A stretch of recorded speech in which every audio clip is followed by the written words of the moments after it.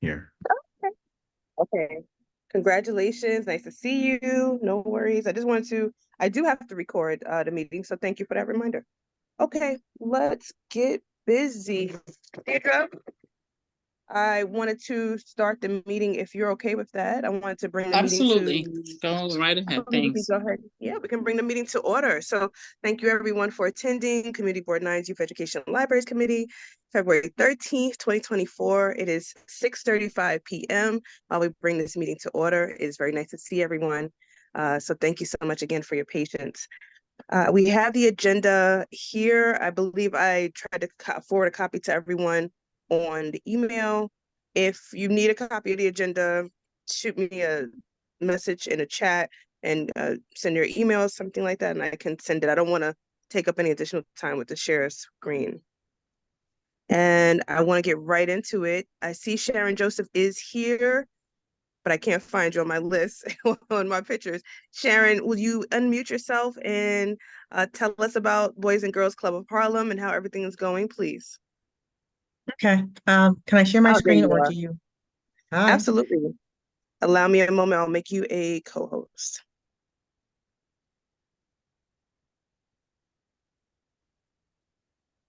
All right, you should be able to share your screen now. Okay, great. Thanks.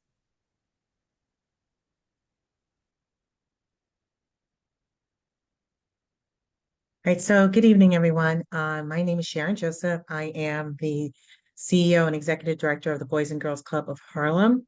For those of you who may not be familiar with us, we are located on 145th Street between Amsterdam and Broadway. We also serve kids in 6 public schools in Harlem. Our students range from kindergarten all the way through 12th grade. Our focus is on academic enrichment, like many of you, um, cultural enrichment, as well as workforce and mental health and wellness. We serve over 2,000 students. We have about 40 engaged partners, Disney, Colgate, Goldman Sachs, and companies like that. And as I said, we work within 6 public schools. Um, and so we're very excited about our mission is to provide access and opportunities for youth to reach their full potential as reasonable members of the community. We truly believe that success is in the reach of every young person that walks through our doors. One of the misnomers that a lot of people think that as the Boys and Girls Club of Harlem, that we are funded by the Boys and Girls Club of America. It is a federated model, so we are independent 501c, but we are affiliated with the Boys and Girls Club of America. So just a little bit about our agenda, because I know there are a lot of people, and I just want to give you guys a big overview. Uh, we have one model, which is our community school model. We basically pay our staff to go in the public schools, and we provide everything from psychologists to other academic support, helping the school with absenteeism, mental health. And so we run 2 community schools. Uh, Another part of our agenda is education and leadership. We spent a lot of time on college and career readiness. Last year, we hosted 200 students in our workforce placement, and we gave them career experience, including Apple coding, real estate.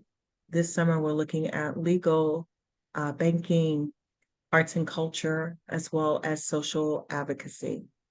The other thing that we focus on is health and wellness. As many of you know, our kids today are really focused on mental health. And so we just recently built a mindfulness room, and we spent our MLK Day talking about MLK and his mental health issues, particularly as a young person, and providing our students opportunities not only to talk about theirs, but also solutions. Some of our partners include the Deltas, which I'm a member of, and we've partnered with Wharton to teach financial literacy, Imagine Science. Imagine That is also our chess program.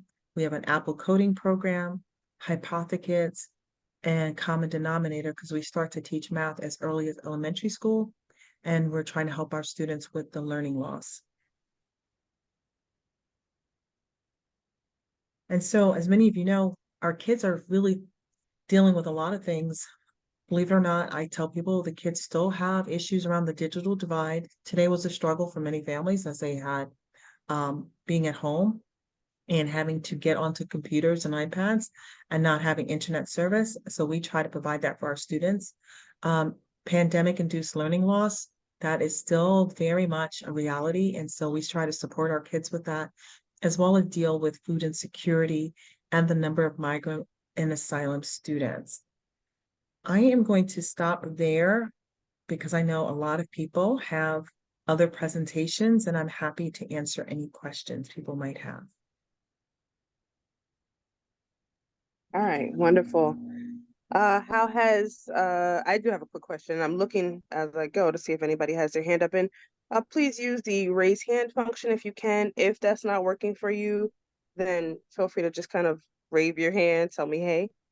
But I do have a couple questions for you, Sharon. I want to know how is you mentioned post-pandemic, and oh, I see Chair of our board is on. Actually, I'll stop my question. Chair, I'm going to defer to you.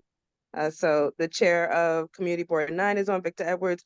Victor, please unmute yourself and ask your question. Yes, good evening, everybody. I'm actually Good on the road, so evening. thank you for allowing me to speak. Great presentation. I've had the pleasure of visiting prior. I will come by and see you myself again. Two things. One, what's your capacity of students at Boys and Girls Club, approximately? That's a difficult question, remember, because we have our clubhouse and then we have Right. the schools. So So in there's the no clubhouse. proximity. In the clubhouse, there are two different, we have kids that are students in Right. K through 12, and we usually take no more than 50 of those students.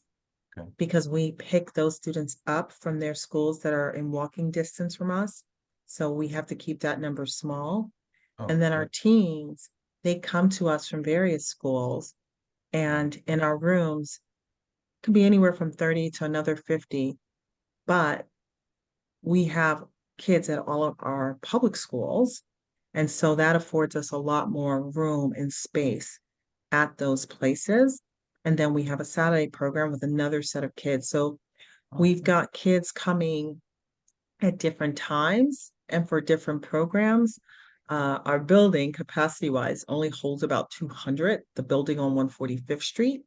Right. So we try not to hit that capacity, but because we have so many different programs going on, we have rotation of kids coming on different days for different programs. Great. And then Okay. again, we have the schools. Thank you. Thank you. I'll stop by and see you sometime soon. Yeah, we are working I'll on call fixing our first. gate Yeah. because as you know, we had a robbery over the holidays and someone broke into our space and stole a lot of our computer Oh, equipment and Oh, I our didn't know. technology equipment for the kids. And so that is okay. something we are working on to continue to Okay. make it a safer environment. Got you. Thank you so much. I wasn't aware of that. How are you bouncing back from that? I apologize. I'm so sorry to hear that. We are working to fix the issues and raise money to fix the issues. It's ironic because even today I'm home, but I can see what's happening. So somebody broke into our gate twice today, but they Really? didn't Really? get into the Wow. building today. But I guess they were just looking for a warm space. Oh But boy. the gentleman who broke in over the holidays actually got in and stole a lot. So we are working to fix the gate and the other issues that made it possible. Hmm. My God, to steal from children. Okay. Yeah. I'm sorry to hear that, Sharon, but I'm glad you guys are aware of the issues that you can fix, and it's not, hopefully not going to happen again anytime soon. I did want to ask you, you mentioned post-pandemic, and even Mayor Adams just mentioned that in his you should be happy to do virtual schooling speech that he gave the other day. And I wanted to know, because I have an idea in my own head, I wanted to know how you are finding it with the adolescents, with tutoring, with after school. Are they responding? Are they bouncing back? Or is it still a lot of a struggle? It's very hard. I mean, we are trying to get more tutors so we can do more one-on-one help with the students. Yep, that's what Different I thought. students are Okay. at different levels. And I want to be very mindful because I think our public school teachers um, have a lot of hard work and not enough support. So I'm always Yeah. mindful to criticize them, but it is a Mhm. huge challenge. When you see high school kids who still don't know how to read well, we're helping them with their college essays, and the writing skills are way behind their peers. So even when they get to college, we know it's going to be a struggle for them. Um, and so, and then there's the social emotional issues of not giving up and not quitting and having the grit that many of us have because we grew up in a different time period. So it's real. It's definitely real, and they need a lot of support and a lot of encouragement. Yeah, I'm noticing that as well on my end, just interacting with parents and young people, and especially the high school age. A There's challenge. not, it's a challenge, and it's not the same level of like stick to itiveness that I think we Exactly. had. I think a lot of Exactly. young people, when we were growing up, we felt like there were opportunities out there in the world for us. There were things to look forward to, the things to reach out to, and Mm. unfortunately, and and like, there's a lot of issues. I don't know if we as parents are doing a bad job. I don't know, you know, I if think it's like it's the a community. participation. Hmm. It's definitely, I mean, you need a It's a village, and I community. had more of It's a a village community. than, yeah, definitely. And it's a Um, participation trophy era, so I don't love that because I hate to sound old school. It's definitely a little Trump-ish, but there is something to be said for first place. You worked I hard, you won, that's it. And I you agree. know, you worked hard, you didn't win, you worked harder. So Yes. anyway, I never thought it was going to be a bad thing until now I'm watching some things and I'm like, dang, we shouldn't have done that. I Yeah, I was think it never was like a big fine. component, but yeah. All Oh, right. but I this know is we got some recording, so I challenges. can't say that I thought that was fine. I'm sorry. I didn't think that was fine. All right, we're gonna strike that from the record. Oh my gosh. We want to support you however you need. Please let us know in what ways we can support you because it's really important. I'm so glad that we have boys and girls right there. It's like a beacon to such a nice, big, shining building of hope, So I do hope that we can just help these young people get over this hump, and then we'll keep trying. And I'm I so want excited to be part of this partnership. A lot of my partners are on this call, and we're all in it together doing good work for the kids. So I'm I just love that. really thankful to be part of this village and all of us coming together and helping each other. Thank you so much, Sharon. We are too. We are too. I don't want to close it out before I ask any. Did anyone else have additional questions for Sharon or for Boys and Girls Club? I do have one more quick question. Oh, Deirdre has her hand up. Deirdre, go ahead. I was going to ask Yeah, about drop-in programs. Oh, hi Sharon, how are you? hi, how are you? Everyone else, and like Shanika just said, thank you for all the great work that the Boys and Girls Club is doing for our community and for our scholars. I wanted to ask you two things. One, I don't think I recall us talking about since last summer, all right, the summer of SYEP. I know that you partnered and you had some space, I think at APR, A. Philip Randolph.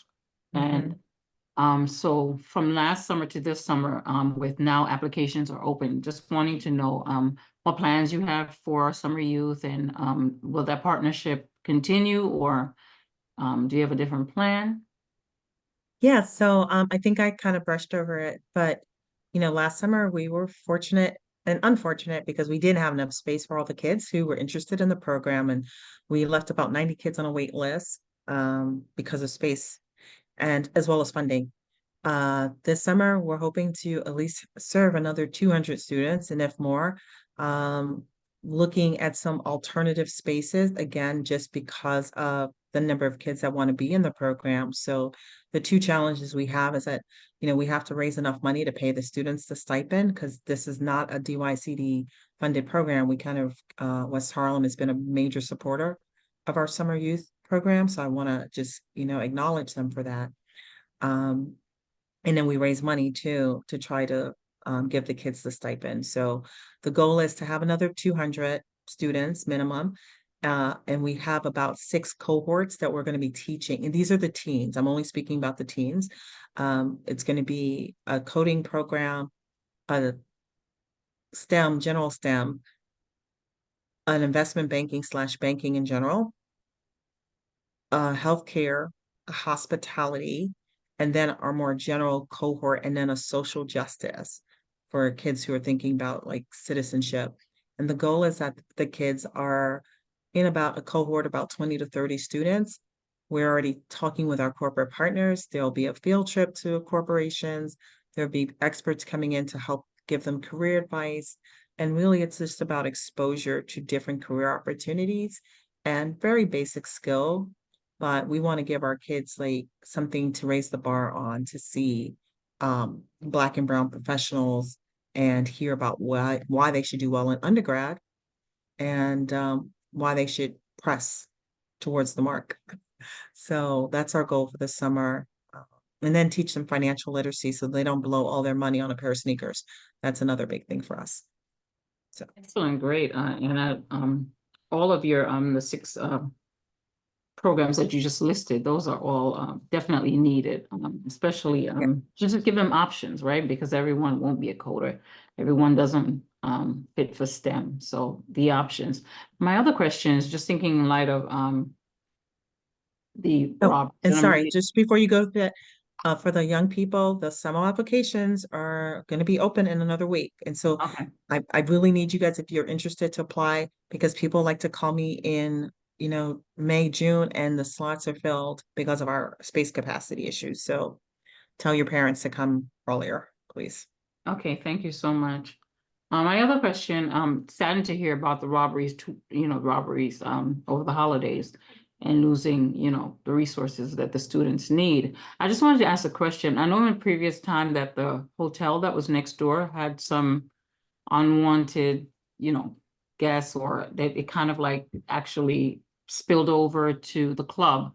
And so I'm just wanting to ask, is that still happening, or is there, They have shut down what was at the hotel before, but they're going to have something else there. So we're not sure what that impact will be, but it's really, as those of you know, the robberies in our community have gone up, and a lot of that's due to the mental health challenges. So the cops identified the person. They haven't caught him, but they know him because he's been robbing others in the community. And so they're well aware of who he is. So it's just unfortunate that the two are aligned, the mental health, the robberies. thank you. Shanae Walker, I see your hand up. Do you want to unmute yourself and ask your question? Yes. I'm really sorry about that also. I actually have a niece that is a part of the Boys and Girls Club, Tyler Short, and I'm very good friends with Miss Melody there. So I'm really sorry about your robbery. Do you guys plan on collaborating with the new girls dance club that has opened up the street? Or that's new. I have a small child and she like sees it and Me too. I see it and want to go attend. yeah. I have not reached out to them, although I look at them all the time and their dance moves are exciting. So that is something that we should think about. But again, unfortunately, I've been so focused on getting our classes straight and trying to replace the things that were stolen. But I've seen them and they are amazing. So that is something we should look into. So thank you. Yeah, that's something. I helped a woman at the library about a month or so ago, and she was printing out her camera that she was robbed. Somebody stole her packages from her lobby and stuff. So it's like, I wish they would get them. It's just crazy. I'm constantly calling 311 on people doing drugs and different things, madness in the neighborhood. But yes, so what is I probably could ask Miss Melody this, but what is the youngest age that you guys take at Boys and Girls Club? We take kindergarten. We're not prepared to do below kindergarten. So, and we try to give more specialized attention to the students. So we can't do below. People have asked us to, but we're just not prepared to do younger than kindergarten. Thank you.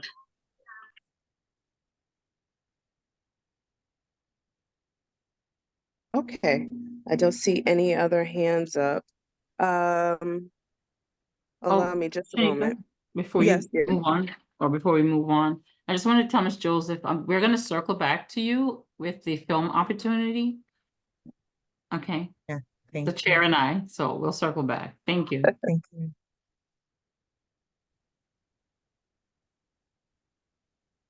All right. All right, wonderful, wonderful.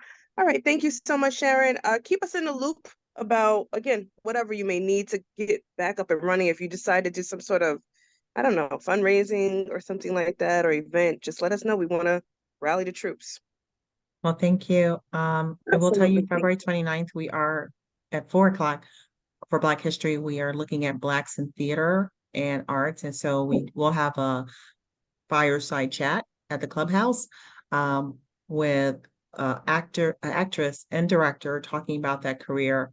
So you're definitely all welcome for that. And then May 14th is our Youth of the Year scholarship benefit that we're doing to raise money for the stipends and the scholarships. And then I see Charles Thompson on, who Theater Tech was one of our programs that we had this past summer, and a wonderful program that our kids have enjoyed for the last couple of summers. So just want to shout him out as well. That's very cool. Yeah, I saw Mr. Thompson sign in, but I was waiting to see if he would show his face. Okay, that's awesome. All right, let's start moving on. I know we have Thank you. we have a nice agenda today. It's not super overfull, gives us time for discussion. Dr. Kelly Downing on. I didn't see him. Yes, so I will be in. Oh, I do see Kelly that. Okay. Downing. Yes, hi, Hi. how are you? So my How are name, you? I'm good. My name is Aileen, and I'm the Associate Operations Manager of SBI, and I'll be Okay. presenting SBI today, representing them. Nice to meet you. Did you want to have co-host ability so you could share your screen at all? Yes, I'll share my All right. screen. Allow me a moment.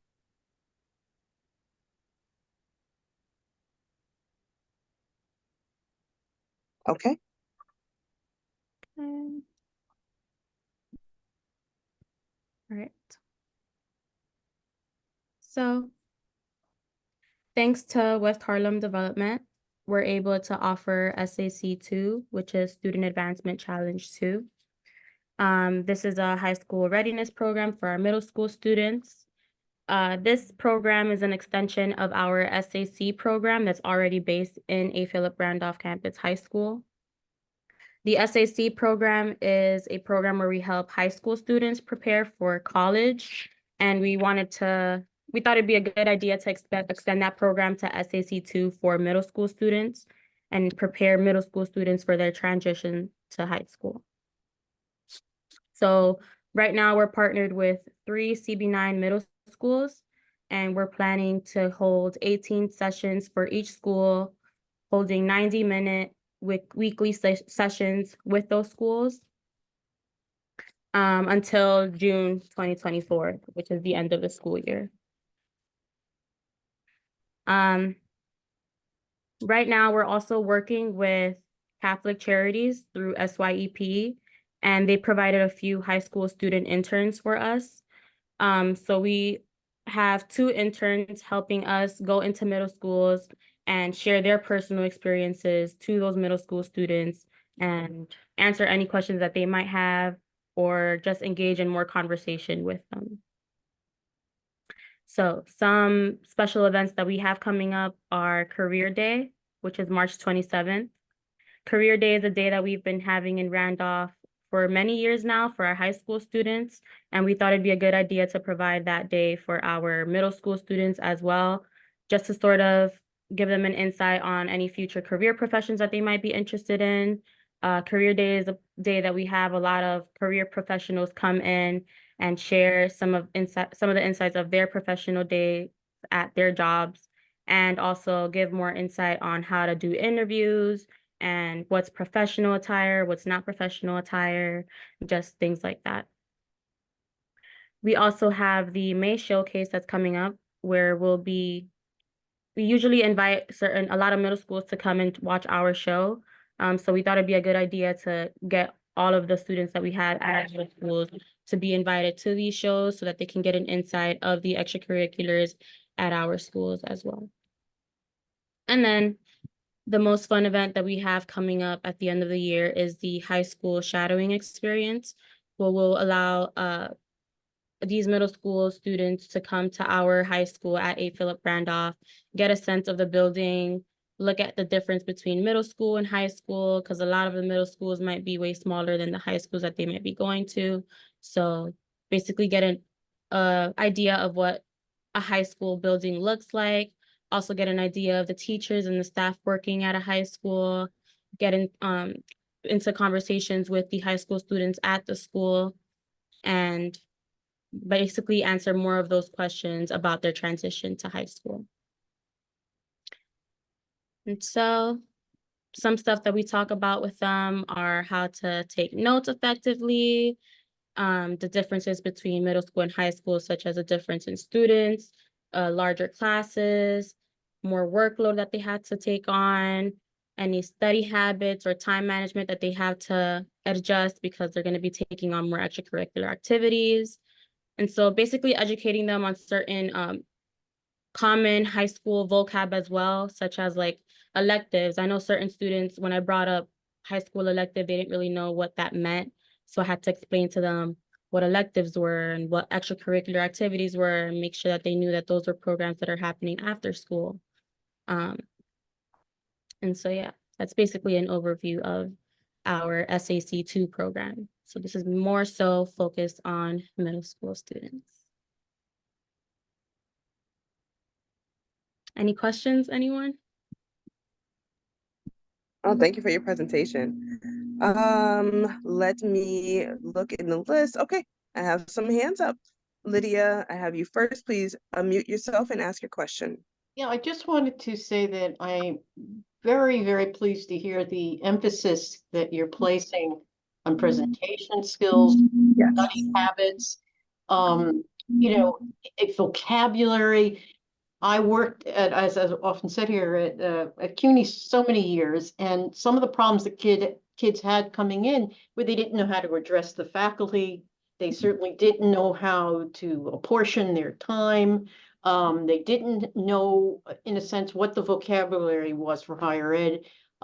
So I think that I just wanted to say that I'm so pleased to see this is being emphasized here. It's even in some ways more important than, the learning. It's how to approach learning. So I just want to say I'm very impressed with this. Thank you. Thank you. Yeah. I agree, Lydia. Like I'll give an Okay. example. One thing that we do recently we're talking about like extracurricular activities. So I had them have an activity where they can create their own flyers as if they were creating their own clubs at a high school. So like Oh, I love that. make it educative, like an educating thing for them, but also make it fun for them, That's awesome. I love stuff like that. Yeah. And I always try to did they make get stuff really that into it? Sorry? Did they get really into it? Like, was it the result you Yeah, wanted? there were some that were I'm like glad. really into cheerleading, and that's what they wanted to do. And some of them like were even thinking about starting up some clubs at the middle schools that we're in right now. So That's excellent. That's excellent. Oh, that makes me so excited. Okay, I have Deirdre with your hand up. Please, Deirdre, of course, the floor is yours. Oh, thank you. Thank you, Aline, and thanks to SBI again for all the great work they're doing. My quick question is, you're in 3 middle schools in MCB9. Can you just tell me what middle schools you're in? yes, SEED, which is the school on 129th and Amsterdam, I believe. Mhm. Urban Assembly for Future Leaders, which is Okay. awesome. And PS 161 Pedro Abizu High School. I mean middle school, sorry. Okay, excellent. Yes. Oh, yeah. Excellent. That's Thank on you. Amsterdam, right? PS 161. Yeah. Okay, Yeah, and awesome. seed is between Convent and Oh, yeah. We know, see it. Okay. Paris and Convent, yeah. Do you have do you have plans to go to upper high schools or middle schools? Yes, Do you so have enough now we staff to do so? right now we have 3 middle schools for the school year, and we're planning on expanding to more public schools, middle schools. Okay. All right. Will you do high schools too? We have SAC, which is a separate program in high schools that we have, and Okay. that's just Randolph that we're doing right now. Yeah. Okay. Okay. I thought Randolph was in there somewhere, but I wasn't sure. Okay. Yeah, yeah. Awesome.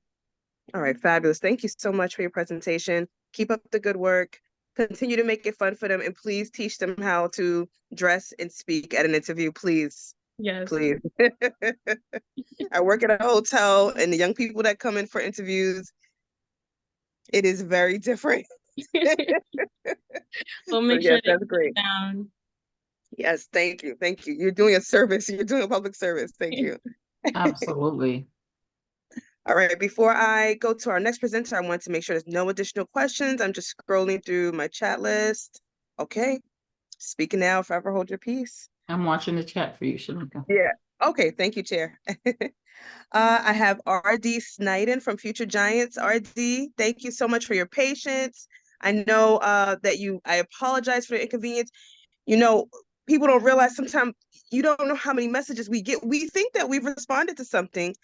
Remember, I'm sorry, we are just human. Please pardon us, all right? I listen, I do remember. I was on the community board. I was on CB9 community board. I do know what goes on there, even behind the scenes. So I get it. I was just shocked at the email, so I didn't have my presentation ready. But trust me, I was on CB9 when I used to get 50 emails a day when they were feuding with each other, and they would just send it to all the community board members. So, Oh yeah, no, we don't do that. oh, I know. I Don't mean, forget so me I get too. it. No, maybe you two do. I don't do any of that. No, you know what? We have a lot of WHDC grantees, and we get a ton of emails of can we request? We literally have people on meeting lists for April and May. Like it's always it's not impossible, but things do slip through our fingers. So thank I'm you for your okay with that. patience. Listen, All right. I'm a firm believer that All right. we correct and support each other, and we go at what we have. All right, sounds good. Thank I you. like that. If the door is closed, go through the window in your email So I signature. see you see my as long email. as you're in the room. Absolutely. Listen, as long as you're in the room. Absolutely. So I am right. the founder of the Future Giants organization. We've been in existence for over 15 years. We've started off at the Thurgood Marshall High School. We then went to other schools. We do academic, socio-emotional, self-esteem, a lot of college prep, but our college prep is based on forcing them, everything they do for college, they have to present to us. They have to stand up in a room. They have to tell us what the essay it is without reading it. They have to explain us why they chose that college, because they don't get to speak. They're not forced to speak and present. So that's our approach to everything. They must speak to us. They can't tell us that they don't like public speaking. So that's how we started. And over the last few years, what we saw is based on the community is a lot of people do academics, a lot of people do college prep. So we started shifting our focus to see what was coming out in the future and what wasn't in our community. So we changed our forum to do academics is still a core part of us because we work directly in the schools. And the reason we work directly in the schools is because once they're out that door, we've lost at least half of them. So we grab them, we collaborate with the principals, we co-teach classes, we co-teach some of the Regents teams because we want to be in the building while they're in the building. Life, families, a lot of stuff take up their time once they leave that building. So sometimes the only time we have is when they're in that classroom, safe with teachers, safe with food. So we do academics, which is our college prep. We have a college prep book. We have our technology studies, which is we are fighting all of our elected officials, all of our private investors to bring meaningful technology into the schools. Laptops aren't meaningful technology. Tablets aren't meaningful technology. That's old technology. So when Councilwoman Richardson Jordan was in office, we advocated and followed her through the streets and harassed her. And she funded our schools more than any other council person did in years. So for fiscal year 23, she gave us $1.6 million for the school redesigns. She gave us 1.9 for the Marcus Garvey Park, where I don't know if anybody's familiar with it, but the atrium, the amphitheater, Marcus Garvey Park, the left side of that is going to be an arts gallery, seating, solar panels, local artists painting on the wall. So we got her to fund that also as part of our environmental program. Second year, she funded us with another $800,000 to redesign classrooms, and then gave certain about select schools another 1.5 million. So PS 194 is getting a renovated playground. 161, we gave them $72,000 just for technology to upgrade the auditorium, only the auditorium. 161 got another $100,000 to create what we call our advancing classroom technology. She had to follow our guidelines and put that technology in a classroom. So our guidelines were kind of simple. You have to have more than one type of desk. You have to have one type of seating. No square desk. You must have a whiteboard desk. You must have a desk that a student, if they want to stand up and work, they have the right to stand up and work. There must be at least 3 working surfaces in a classroom. So it becomes education and around and not a teacher-focused thing. And the last part was the smallest piece of furniture in the room must be the teacher's desk. 161 got a $100,000 allocation for that, and they just put in their order for technology. So that's our technology thing. Our environmental is we run programs based on environmental entrepreneurism. Most other countries, waste in those countries are profitable. So at 161, we have a designer that goes in there that has children bringing in old clothes and things they find in the community to redesign it for a fundraiser.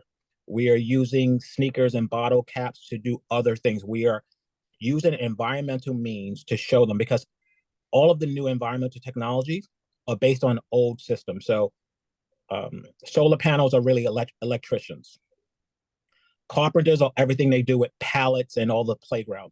So we are connecting those in our schools at an early age. So the schools, we have 12 schools, but the schools we work with in District MCB9 is 161, SEED, and I do a self-esteem workshop for students of color, mostly at math, science, and engineering. Because what they found is, as brilliant as they are still subjected to some of the same problems at other schools. People telling them, well, you're just here for this reason, and all of that goes on. So math, science, and engineering has contracted us for 4 years to come in and grab those young people of color and reinforce what we all know, that you're here because you're bright. So I'm just looking at, the other thing we do is we have events. So DYCD now comes up in the community because we force them and their leaders to have a meeting with us in the district, and now we're running DYCD-based events are now uptown. That started with us telling them that we're not going downtown to your office. If we're going to talk about Harlem and uptown and the Bronx, then you come uptown. And from that meeting, within 3 months, the commissioner then had subcommittees for DYCD. So now there's a head of every borough. And that was one of the results of that. So Tasha Black is uptown now, and Sabrina, but that came out of that meeting. And what we had to tell DYCD is, you think that everybody knows what you do, but most people don't. The schools don't. You're the largest youth organization in the country, and most people don't know that. So now we have this great working relationship with them, where they're physically in our schools. They're popping up. They're sending out emails. They're attached. And that came from our work with the councilwoman and everything we're doing. Anything else? But to make sure I didn't forget anything. And one of our classrooms at 154 launches on February 28th. I will send everybody pictures. Really great design. She took all the requirements and made a really great middle school classroom that is vibrant and amazing with the same concept. So that's our goal. Our goal is to really focus on the environmental technologies and forcing these young people, because COVID did a job on them, but the other job is that we are giving them a pass on working hard. We don't post their grades. We don't say, hey, be number one. These children don't compete anymore. They don't compete in life. They don't compete in school. And therefore, every day with them is just getting by. And that's one of the things that in our high schools, because we are primarily in high schools. So we're in Thurgood Marshall, we're in Math, Science, and Engineering, we're in Eagle, we're in Mott Hall. Those are our primary schools. So every day we walk in that building, we walk in there and we challenge them. And the last thing, the funding that we are here to talk about from West Harlem Development Corporation is placed at 161 to do the environmental program. So we're going to have an end of the year fashion show based on all recycled and reclaimed items at that school based on this fund. And I will send everybody the flyer and everything for it. So thank you for your time. Any questions? Wait, I'm coming. That is can't wait. excellent. Yes. Yeah, I'm coming. That's awesome. That All is right. excellent. I have like wait, 10 can I say one more thing? questions, And of course you Sharon can. said this, and Sharon and I are on the phone all the time. brainstorming, sharing resources, saying, hey, I don't have this. Do you have it? Do you know how to go to? And as community organization, we have to get better at doing what you're doing here, but just community organizations say, I have an extra chair. What do you need? Because we're not in communication with us. So therefore the smaller organizations tend to struggle because we're not using each other as a resource. To that end, actually, let me just make a quick note to everyone on this call that Riverbank has a lot of space that can be used for things. So many of you know that already, but if you don't know, now you know. And if you have questions about how to book that space, Deirdre and I are happy to put you in touch with their director and their manager. They have space for nonprofits and for-profit organizations. So if you have an event, if you have a class, whatever it is, and you need additional space, their fees are, I want to say affordable, but I know that every organization wouldn't classify it that way. But I will say fair. Their fees are fair, and maybe it's a possibility. So just want to let everybody on the call know that. Now, does anyone have any questions for RD and Future Giants? I have questions. I do. All right, well, RD, oh, who's that? That was D. Hi, D. Okay, go ahead. You go. Okay, my question is, I wanted to say, excellent, great work, RD. You mentioned the schools that you're in, Mott Hall, Thurgood Marshall, Eagle Academy. I wanted to know, and those are all great schools, right? Those are all great schools. I wanted to know if you were planning on going into any of the schools that are, academically, I want to say the students are not so academically strong, right? Prescient. Okay. Well, to answer that question, I think we are in schools that are not academically strong. I think the image of as somebody who works in these schools, we are in schools that are not academically strong. Okay, no. Okay. No, I'm just letting you know, because sometimes we look at the image of a school and from the outside, but from somebody from the school, from the inside, except for math, science, and engineering, which is, I love that school because every day of the week they want to challenge me. So it keeps me sharp. Okay. But Thurgood Marshall is an academically challenged school. Eagle is an academically challenged school. Mott Hall is an academically challenged school.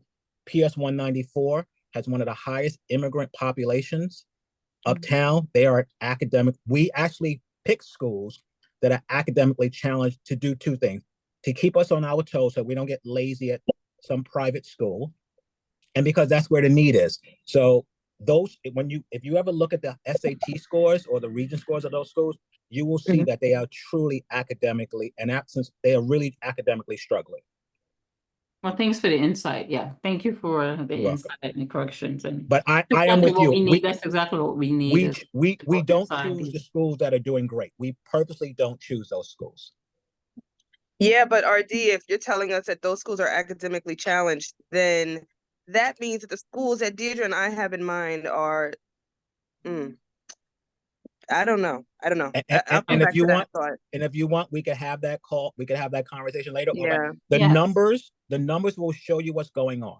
Like I said, sometimes the image of a school is different than the substance of what's coming out of this school. No, I absolutely believe you. I'm not questioning you at all. I'm just simply saying that if that's the fact, that means that you've created a difference in my mind now of where the scale is, which means that the people that I had on a lower rung of the scale are even lower than I thought. Right. If you've adjusted, it's like adjusting for when they curve your grade in class. That adjustment it's a heavy realization. That's all I'm saying. It's one of the reasons why City College changed their acceptance thresholds for some of the public schools in the area. They said they are no longer just going to automatically accept based on the school, because they realized that what was coming through academically, what was seen, was not reality. When they couldn't pass the assessment exam, they couldn't pass basic English. That's why that was the year that City College started changing their acceptance requirements based on those schools. Oh man, okay. So yes, so one last thing. To say thank you and to say that we'll reach out to you offline. I do have something I want to talk to you about. So thank you. Okay. All right, Lydia, I see you have your hand up. Please feel free to Yeah. unmute yourself. Yeah. Yeah, I worked at City College for over 20 years, and even the so-called good schools, I saw all the freshmen coming in. They had a lot of issues with writing, with math literacy. So even from the so-called good schools, there's been a real problem. I think it has a lot to do with the underfunding of public education in the city. That's a long-term problem we've been having. But I think what Mr. Snyder made the Sniden? I'm sorry, Sniden. Mr. Sniden made the comment. He's right. I mean, these appearances can be deceiving, and when you see the actual performance, you realize where all of the problems are in terms of basic literacy and what we call basic numeracy. Now, obviously, there's going to be a change in acceptance rates in CUNY because didn't they just recently say that they were going to accept everybody that graduated from a high school into a city university college? I think I just heard that. But the trick to that is the 2-year schools, not the 4-year schools. Yeah, okay, all right, okay. Okay, no, I got you. Yeah, but your point is well taken because I saw it. I saw what was happening. It's a very serious issue, and of course, the pandemic has aggravated it even more. It's a real problem. Yeah, yeah, it's rough, spiraling. Okay, thank you, Lydia, for that. So my question really quickly is that I want to know, sorry, why does the teacher's desk need to be the smallest? Is that a mental game or please? No, I was waiting for the rest. You said, or I thought there was more coming. That's the rest. No, it's not a mental game at all. It is a message to the teacher. It is a message to the school, and it's a message to the students that that the teacher shouldn't be sitting at this big desk doing stuff. The teacher should be interacting with the students. Every inch of that classroom is a teaching surface. So you may teach from the front one day, but you should teach from the side. If you do what we're suggesting of the education in the round, then a student that's struggling can't hide in the back because next week the back becomes the front. But if you're so focused on your massive desk being in a front of a room, then that mentality goes with the front of the room, because it's easier for you. So in college, my professor knew that I was always going to sit somewhere where I could hide. And that professor would hunt me out in every semester he ever had me. And so it didn't matter where I sat anymore. I just had to come and be who I am. And that's the concept. So even the teacher's desk is on wheels. The teacher also gets a podium with the laptop to move around the class. I don't want there to be an area of the classroom where a student can hide and not learn. So if you're moving around the classroom, you're rolling your thing, you get to see who can write. You get to see who's not reading. You get a level in the same time period rather than having everybody come up to your desk and come up to your board. So that was my requirement. They didn't have to agree to it, but if they didn't agree, they didn't get the money. But RD, far be it from me to tell you how to make your presentation. Please include that. That is so powerful. I was thinking of several reasons it could be, and some of them I didn't care for. It's your organization, of course. But I was thinking, did we want to diminish teachers' role in the class? I was trying to figure it out. I hoped that was your answer, but there's no way to assume. Obviously, that's what I wanted to know. But you don't have to, but you should include that. That's so powerful. I know, but but I have a list here of things I was trying to get through. But when you see the picture, you'll see. But the classroom should be a moving thing. The other reason is because you want to change around the classrooms every few months. You want to change the design of the classroom to stimulate learning, and that's why everything is mobile, everything's on wheels, everything is education and around. There's a question in the chat that I want to let you know about, but I have to tell you, you're gonna have kids who grow up into adults who go into the office environment and change the way that it is. And it doesn't have to just be cubicles. It doesn't have to just be one way. So when you see those kind of more modern, forward-thinking offices, absolutely, that comes out of people being able to be flexible in how we challenge something. You said that there's going to be desks where you can stand. There's going to be desks absolutely. where you can sit, what have you. Yeah, that's going to be very powerful for going forward. So that's excellent. And we're launching one on the 28th. And like I said, I will send you the invite if you want to walk through. But I think we're Yes. launching 3 this year. The delay was the DOE and spending and money, but we're course. launching so we launched the hydroponics already. We're launching this one. We're launching the auditorium in 2 months. So I will keep you updated on everything. Okay, all right. You have our email now, and my Yes. email is on that too. So it's Deirdre's personal email. Feel free to email all 3. So Okay. we don't miss a thing, because I really do want to be involved and be able to promote whatever you're doing. We do send Absolutely. these things out to our community as well. Okay. Absolutely. Thank Sharon's you. question in the, oh, thank you. Sharon's question in the chat says that she wants to know about curriculum. Sharon Dela Cruz from our committee board, about curriculum and pedagogy practices in the classroom. Okay, so we're not teachers, so we take what their curriculum is and we enhance it, we challenge it. One of the things that we've noticed in a lot of high schools is students aren't reading anymore, or the teachers are so overwhelmed they don't give them writing assignments. So when we partner with a class, English or one of the, we set standards based on what we see in college and everything else. So English students must write, English students must present, English students must research. So it's not our curriculum because we're not DOE employees. We just kind of tweak the curriculum at hand to prepare them for what we know is coming. That's awesome. Sharon, did you have an additional follow-up to your question? No, I guess I asked the question because I'm thinking about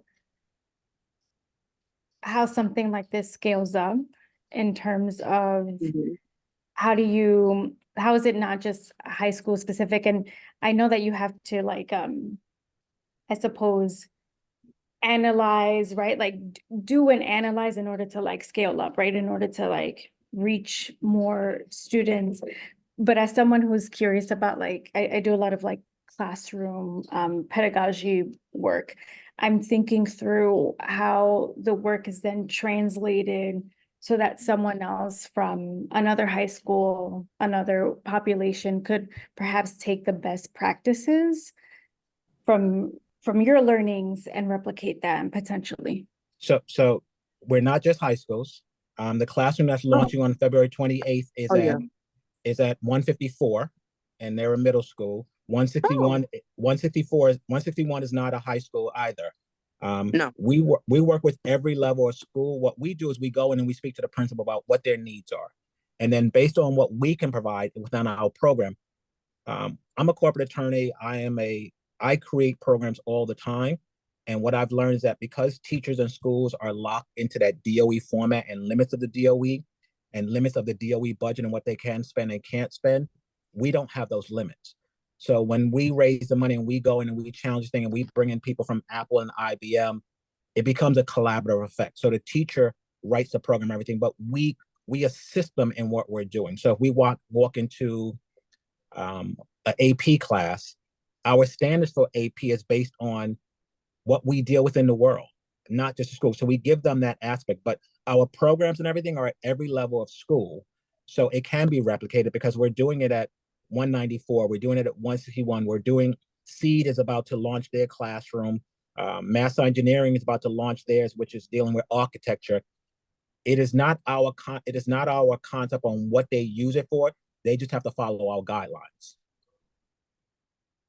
So they can use it in math, they can use it for robotics, they can use it for architecture. That's perfect. I have a quick question, and I have Monique Harding Cordero, excuse me, with her hand raised. Monique is Monique, tell me your title. I don't want to say it wrong. Is it vice? Second vice chair, but Second that's vice fine. chair. I always want to say vice chair. Well, don't do that because Somebody else will get upset. Well, yes, I also will get upset. my esteemed colleagues. So please, the floor is yours. Thank you. And wonderful presentation so far. I wish I could come more because this really excites me. One question I had for you, RD, and maybe I missed it, so forgive me because I'm kind of multitasking. Your work is done during the school day, or is it done after school, or We used to be what we call it in day. We used to be in day and after school, but primarily most of our stuff now is in day. because with this group of young people, it's different. They don't stay after school a lot of them anymore. They're not connected to a lot of after school programs. So we show up to school and we work with the school. Eagle Academy has now a junior seminar class, and we work through that junior seminar class. So we do a lot of stuff. The reclamation programs go through the art classes. So we've merged what we want to do in their regular day so that we know we have a captive audience, so to speak. No, very good. I'm glad to hear that it's become a part of the regular curriculum, because Yes. these types of programs, and similar to Sharon, I used to oversee a lot of pipeline programs and immersion programs and such. And many times we were restricted to do it after school or very first thing before the actual, classroom started. So I'm glad it is a part of their everyday learning, Yes, because it just becomes normalized. So that's absolutely. really great. Thank you. You're welcome. All right, wonderful, wonderful, wonderful. Thank you so much for that presentation. You're I knew welcome. of the Giants, but I didn't know exactly how you did what you did. It was very good to hear about that. And I hope that we can interact more. That's really great.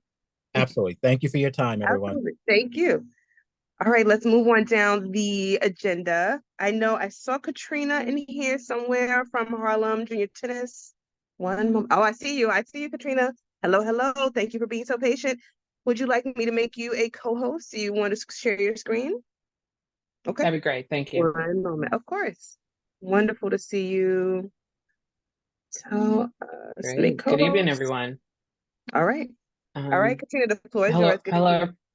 Yeah, great. Hello, everyone. I'm the executive director of the Harlem Junior Tennis and Education Program, also known as HJTEP. You see my program director also on the screen with our other logo that says HJTEP as well. So I'll just have a brief presentation to give background of our program, to share who we are and where we are. We are housed at the Armory on 143rd Street, 40 West 143rd Street, between 5th and 6th at the 369th Regiment.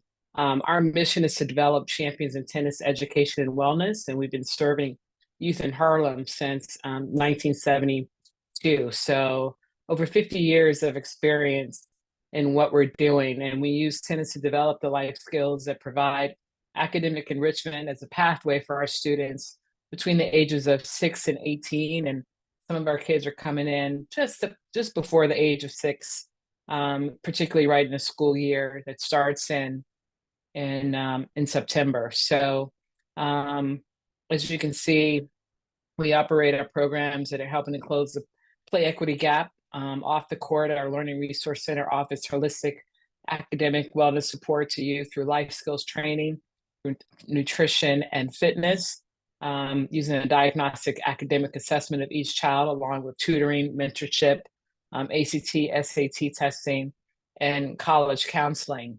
Our participants can join the program at any age of development, from beginner to advanced levels of play. And we have our grassroots, which is beginners. We have advanced beginners.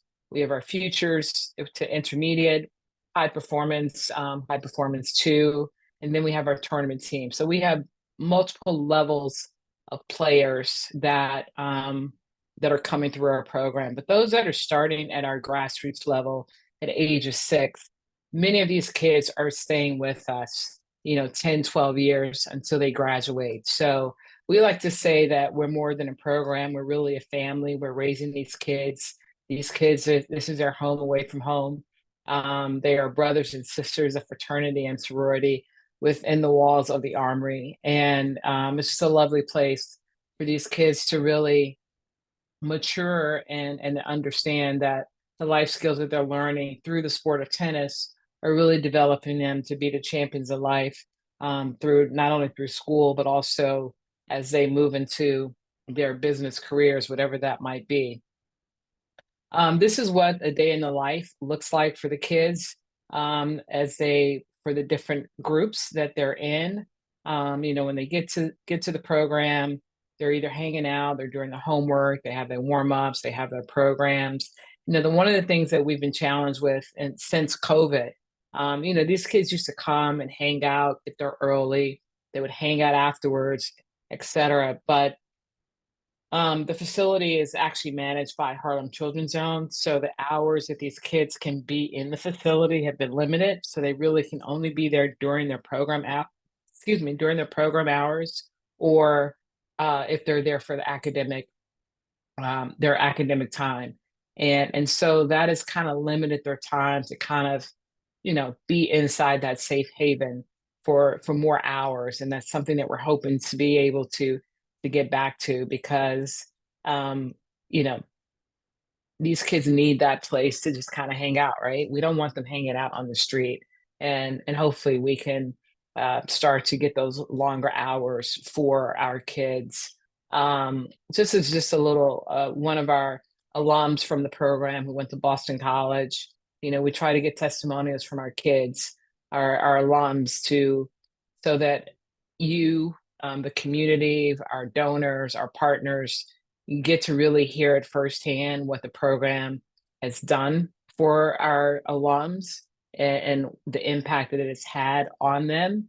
The bottom left is just an image of some of the kids that are in the Learning Resource Center, either working on projects or doing their homework or whatever the curriculum has been for the study hall, or that our academic or education director has for them. But we've been very fortunate that the majority of our kids do have a high GPA, but we do have a lot of kids that are below level. So we have pre-assessment tests that every child has to do, so that we can understand the deficiencies that they have, so that we can really pinpoint what areas of need that we should be focusing on to help them excel, to either get up to grade level in those certain classrooms or classes, or if they need enrichment in other areas, to really help them excel in those areas of need too, in their academic areas. On the wellness side, fitness, we're really trying to make sure that we are fighting childhood obesity. So we use Tennis Against Obesity. We have an unbelievable fitness director that are working with the kids, and you'd be surprised. The kids are so excited to get on the court with Coach Doug to run through their exercises, whatever he is asking them to do as far as the fitness level. They're eager to get out there as far as the cardio, strength and flexibility, working on their nutrition, etc. And so that's really one of the exciting things, because we have had many of our kids that have come in.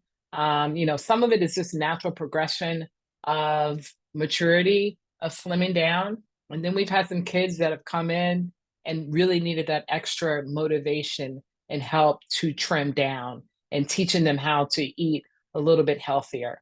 And it's not just them, but it's also working with the parent and getting them to understand that, maybe you should buy something different. And a lot of it, we know the socioeconomic barriers of the things that they're buying, but if we can get them to understand that maybe just eating a little bit less of this, or buying one thing less of that, for these kids that are active, it really helps. And working with the nutritionist also helps within our program. So these are some of the schools or communities that we're working with within CB9 partners. A. Philip Randolph, I've heard that name a lot tonight. Promise Academy 2, PS 149. Some of these other locations that we've been talking to. Not only are we having these programs come to us, the top 3, but we actually can go out to these schools. We have our coaches that go to schools during the day, during lunch hour, or during recess. So if anyone on this call tonight is interested in having us come to you, please reach out to us and let us know, because we have the capability of doing that. We have the capability of using some of our grant funds, not only from West Harlem, but from the USDA Eastern with the schools program, to bring our coach to you, because that's what we need to do. These schools don't have PE programs. We want to make sure that our kids have the opportunity to learn the sport of tennis. And if we can at least introduce the sport into the schools first, then maybe we're able to bring them into the Armory to join our program on a full-time basis. We used to be with the Boys and Girls Club of Harlem. We actually reconnected with Sharon during this call tonight. Her predecessor we worked with before, and so hopefully we'll be re-engaging with them coming up. But we're also working with other community centers in the community as well. And so, like most of us on this call, we're probably all a member of Greater Harlem Chamber of Commerce and involved in a lot of other activities, Harlem Week as well, of which we do a clinic working with many of our youth all across Harlem in the summer. So just make sure if you are interested in getting in touch with us, just reach out. Our upcoming events, our spring session begins March 11th. Our annual gala is May 13th at Ziegfeld Ballroom. Our spring session ends the end of May, and then our summer, we have a gap before our summer camp begins the beginning of July, and that is held at Howard Bennett Playground on 135th Street, and that's on the east side, Central Harlem, between 5th and 6th Avenue. So again, if you're interested in us serving your youth, we'll come to you during the school day, lunch, recess period.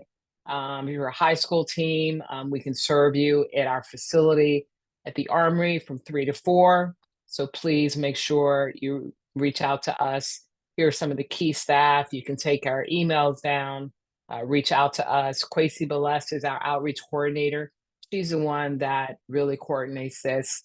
RD, I see your hand up. You have a question? Oh, I'm sorry. I was gonna wait till you finish. I was just making sure that my hand was up. Okay. All right. Yeah, I've got one more slide, I think, after this. So yeah, so feel free if you guys want to take a screenshot, write these emails down. This is our office number, etc., our website. You want to go on our website to get more information. All of our information is also on our website as well. We have our contact tab there as well. So these are just some of our local partners and national partners that we're working with, either people that we have grants from, sponsors from, that we've had at either our golf event or our gala, or people that we've gotten grants from. So just to give you an idea, again, we've been around for 50 years. So we've been very fortunate, 52 years now. And these are some of the kids that have been in our program. These are alums that have come from our program. Another alum testimonial from there, and that's it. So again, that's our program, Champions for Life. This is a group shot of a team, one of our winning teams last year. You can just see just how happy they are from winning this event that they played together as a team. And this young man at the bottom here, he is now a producer for television. He went to Hampton University. He's doing amazing things, and he really gives a credit. He's from Harlem, and really credits the program for a lot. He was one of those pudgy kids growing up, graduated, still a little pudgy, but thinned out over time. And you can just see how he has trimmed down, and really applauds us, comes back, speaks to the kids, etc. So we're really proud of a lot of the success that we've been able to do over half century. So RD, let's start with you.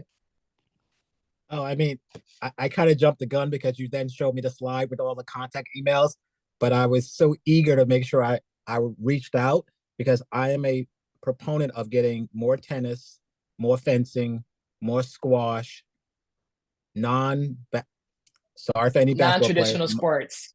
Yep. I'm glad you said it that way. There we go. Non-traditional sports. Non-traditional sports, because yeah.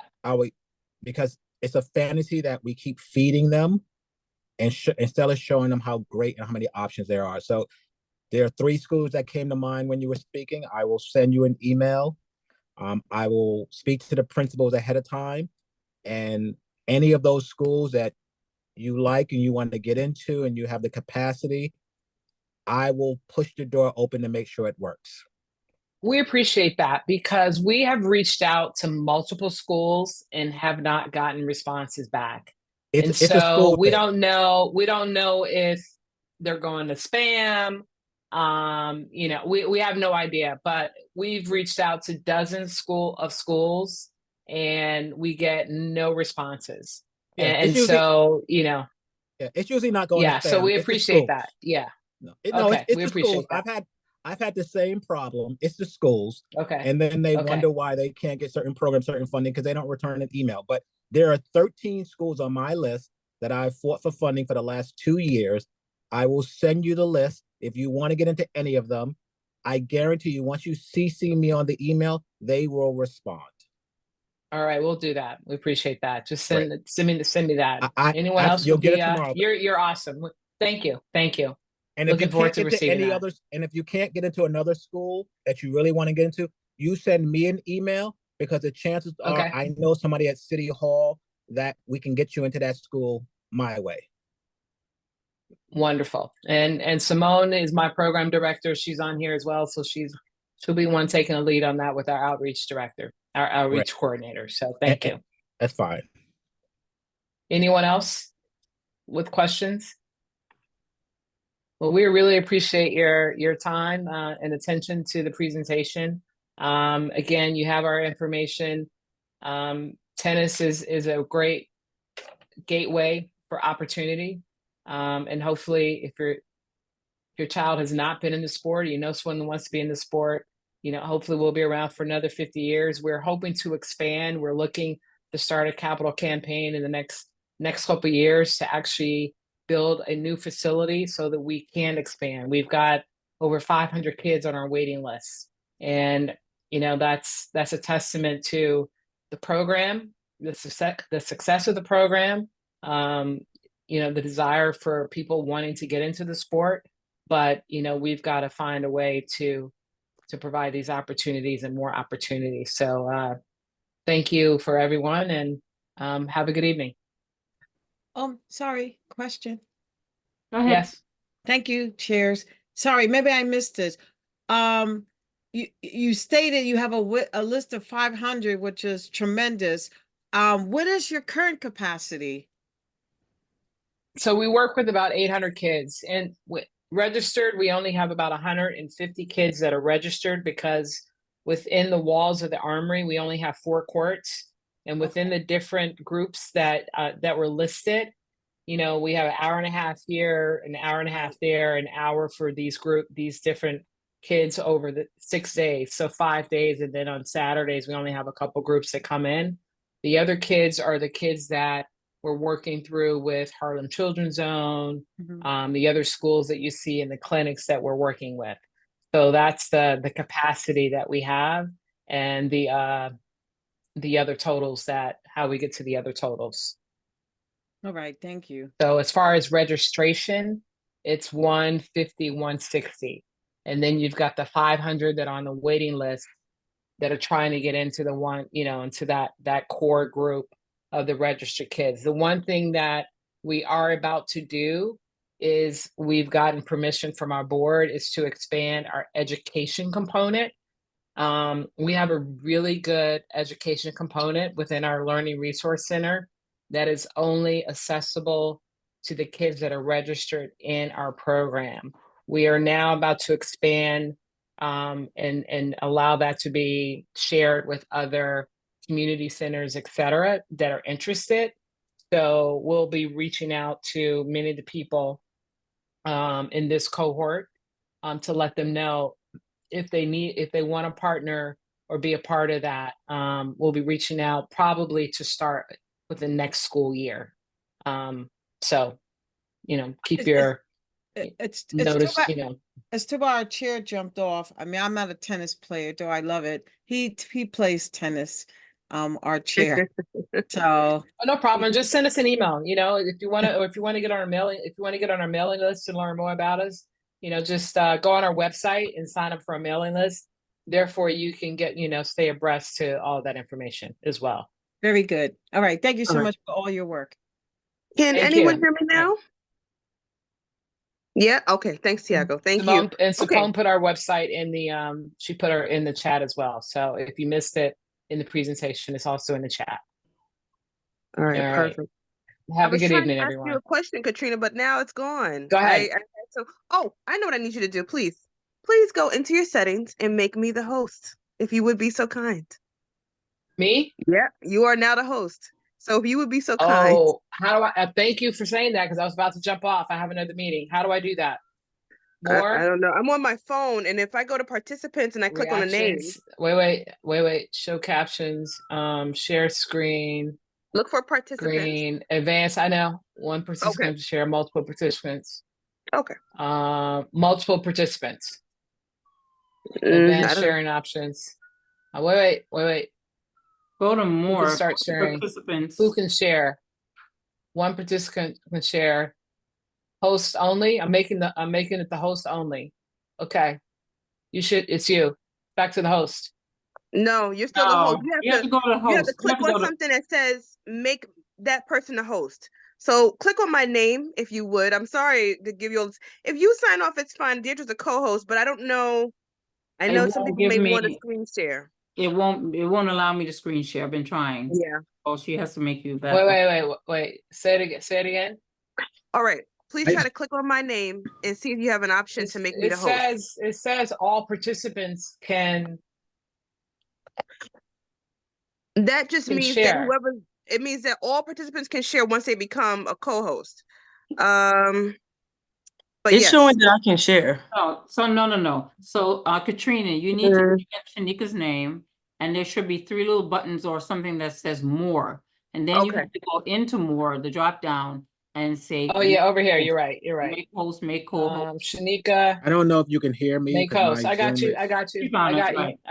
I knew What that. does it say, RD? It's been a while. I got you. Okay. You're the host. Thank you, Shanika. guys. Thank you. Okay, real quick though, before you go. Are you got it? Yep. Now, Shanika? really quick. Okay. Yeah. Yes, It's I been got a it. while. I want to All ask right. you before you go. You mentioned now, I saw in the slides, some of the kids are there until 8 p.m. Are those the older kids or we those go just to the 8. more? No, those are the older kids.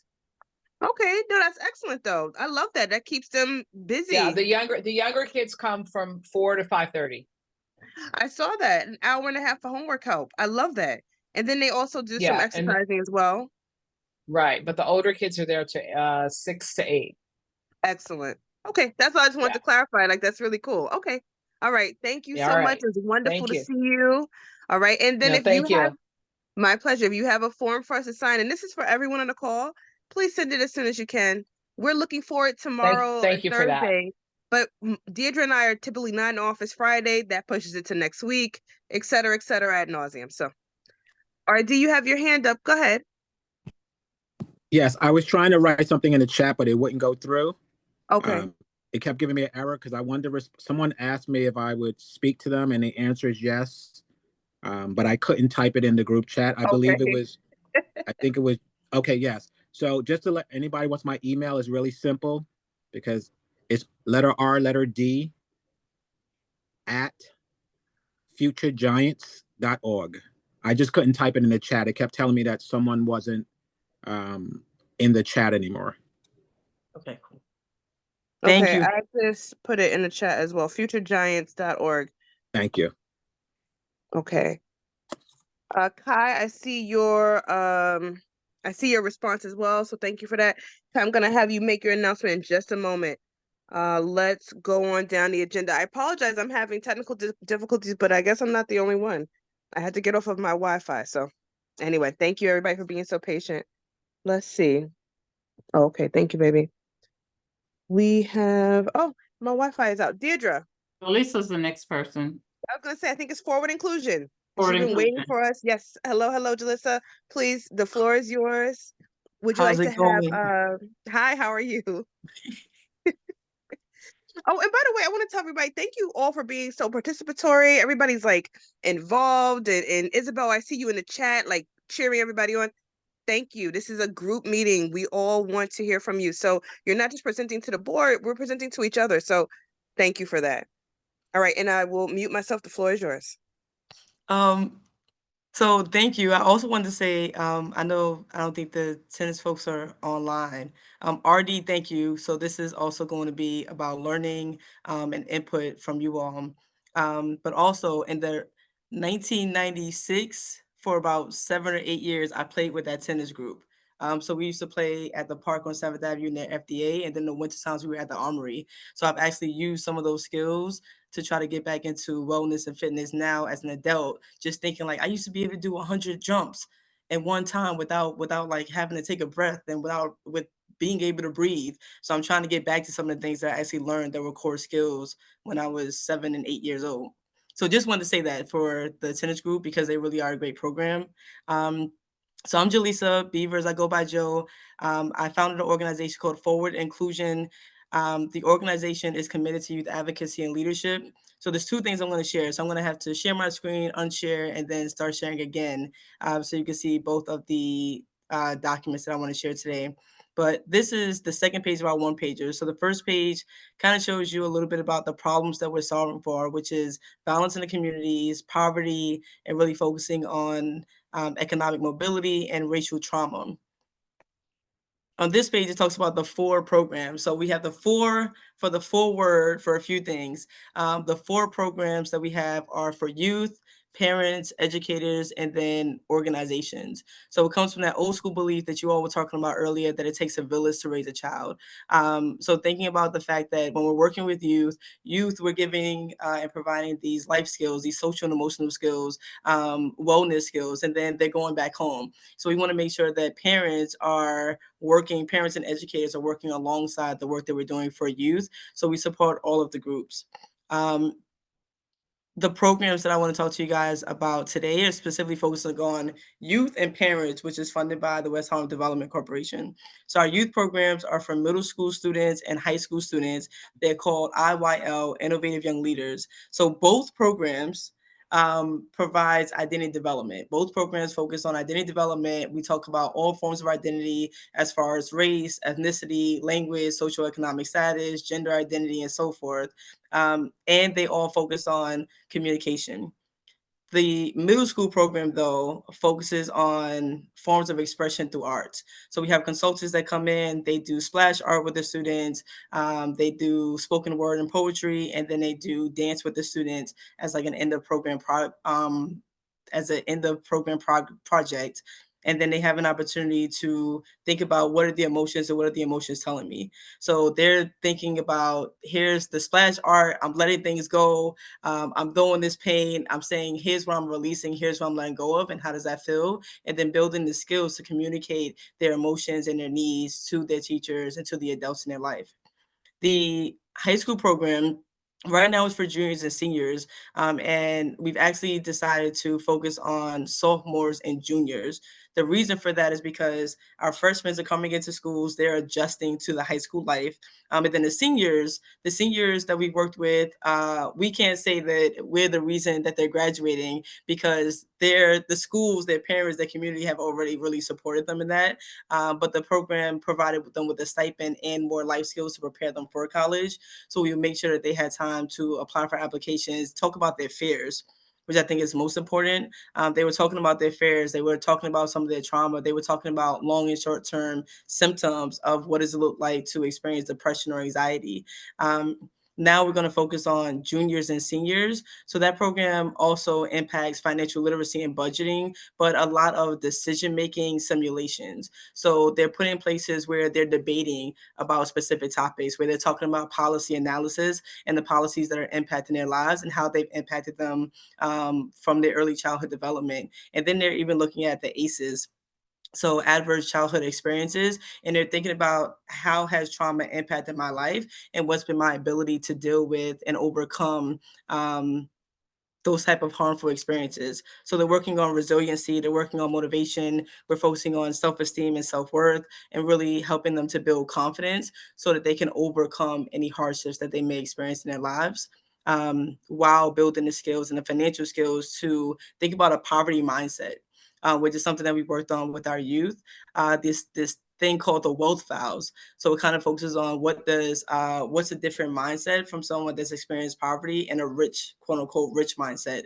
And then we apply those wealth vows and look at what does that mean for our race and for our income, and what does that mean for the experiences that we were placed into and born into, and how do we overcome those.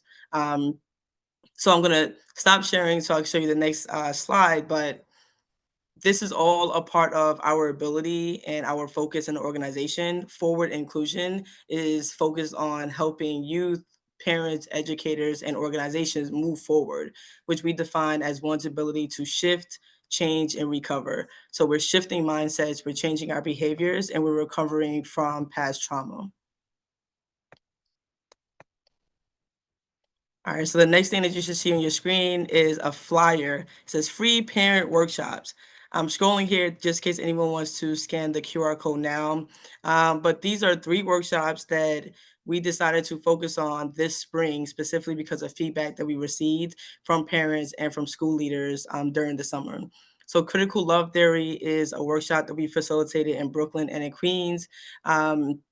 It focuses on exploring different ideas of love. So we talk about love languages. We talk about some people feel like, hey, there's this belief that our blood is bond, right? So if your family, that's the main thing that connects us, and other people feel that it's our relationships and not our what we grow and how we grow, the bond that we grow that really connects us, right? So my friends can become my family.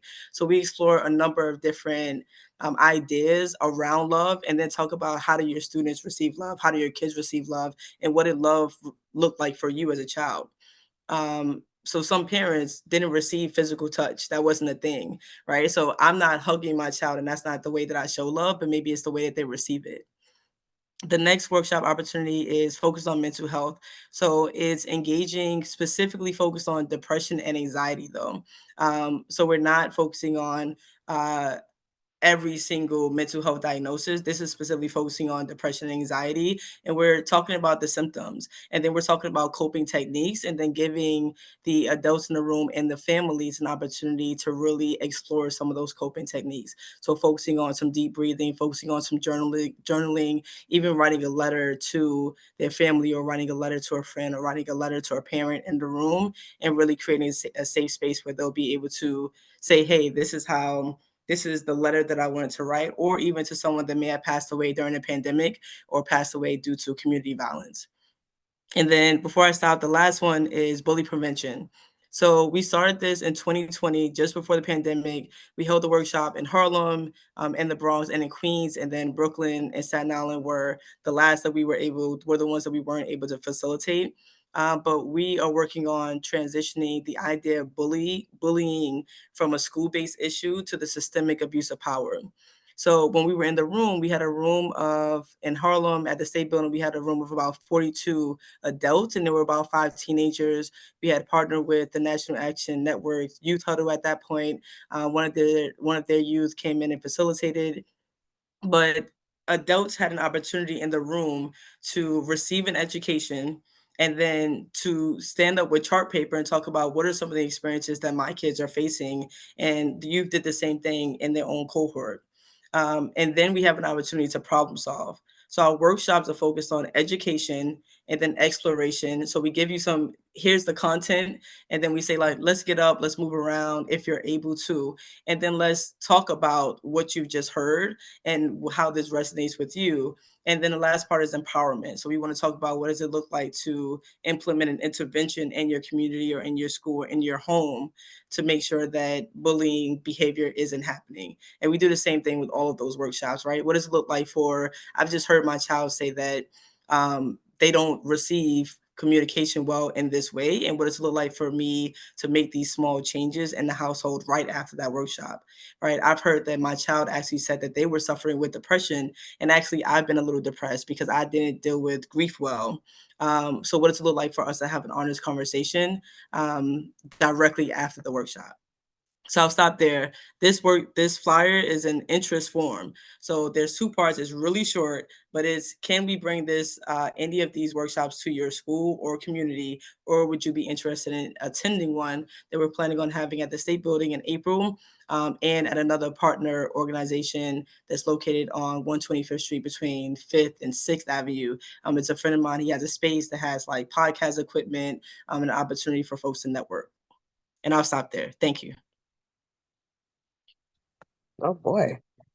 I want to know, you don't have to answer me now, but that part about handling grief well, I don't know how to handle grief well either, so I consider it to me too. It's not just for young people. Okay. Are there any questions before I keep going? Okay, RD, I see you have your hand up. Please unmute yourself. The floor is yours. Okay, how are you? Question, is the place you're talking about Thompson Studios? Yes. Okay. He's one of our, that's one of our partner organizations. What we try to do is partner with other small nonprofits to accentuate what we don't have, but the school may have, but the school may need. So we're actually working with him on doing our social media for change program at one of our schools. Nice, So nice. they're Yeah, doing RD. Let's get connected. 'Cause I Yes. think there's some learning I can do. So my question for you is, my Yeah, question for you is, he's a plug. my question for you is, if you're doing these programs, if the same thing I told the tennis, if you need a space, if you need a school to work in and you have the budget and you need to work with the young people, let me know, because I am a firm believer that our schools need more than just what one organization can offer. So if you are offering something and you have the funding and you have the capacity, I will guarantee you I can get you into at least 2 schools to run your program to achieve your vision also. All right, I appreciate that. Thank you. You're welcome. That's it. That's lovely. I love that kind of collaboration. That is fabulous. Thank you very much for Absolutely. This bringing is that. what Yes. it's all about. Yes. Yes, that is exactly why we do this. This is beautiful.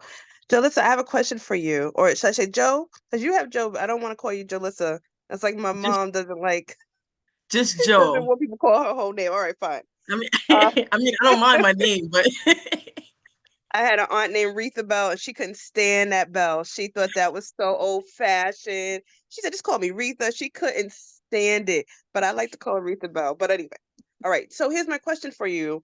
You mentioned you're having workshops. What do you need to have a workshop? We have a public health forum coming up on mental health and just health in general, but we're going to be focusing on some mental health in youth. I would love to see about how to set up a workshop at that event. It's coming up March 16th. And I can send everybody actually, I will be. We will send everybody flyers because we want you to let your students know. We want you to let your schools know. Or I'm speaking directly to you at that point. But let us know. I'll reach out to you online. I just want to put that thought in your head to think about what you might need to have even just one session. It doesn't have to be all day. The event is from 11 to 3. But if you are there at maybe 1 or something and you have a session or 2, let us know what you need from us. All right. would love it. I'm adding that to my list of things that I'm emailing you. Okay. All right. Perfect. Perfect. Perfect. Perfect. And I want to see, does anybody have any questions for you, Joel?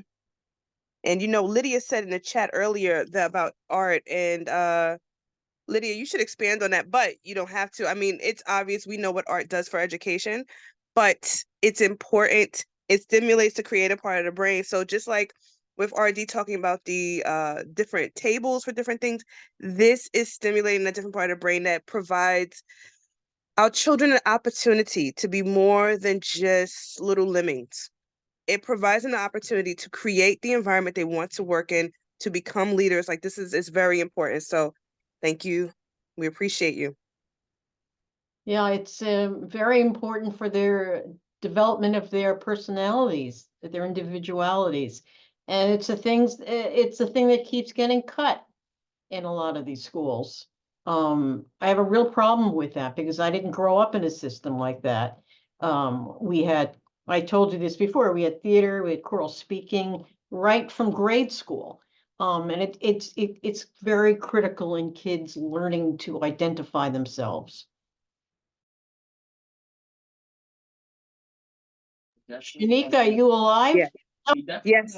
Yes. My daughter overheard me and she's like making fun of me a little bit, but that's what teenagers do. That's fine. I don't care. Okay. All right. Thank you so much, Joe. Thank you, Lydia, for that. I appreciate it. Deirdre, are you speaking to? I see you. It's like you were. Did you need to unmute? I was reading the chat that RD was reminding us that the discretionary funding deadline is February 20th, which is so important for some of these things. Yeah, actually, you. that's a good reminder. And RD, I got your emails, by the way. All right. All right. Thank you so much, Joe. Nice to meet you. Nice to see you. Nice to see you again, actually, because we've seen you before. And again, send us your form, but I'll be in touch about the public health forum. All right. We have, Miss Barbara with the Harlem Dance Society. Wait, I'm saying that incorrectly. One moment. Barbara, are you there? Yes, I'm here. Harlem Swing Dance Society. Oh, you should have corrected me.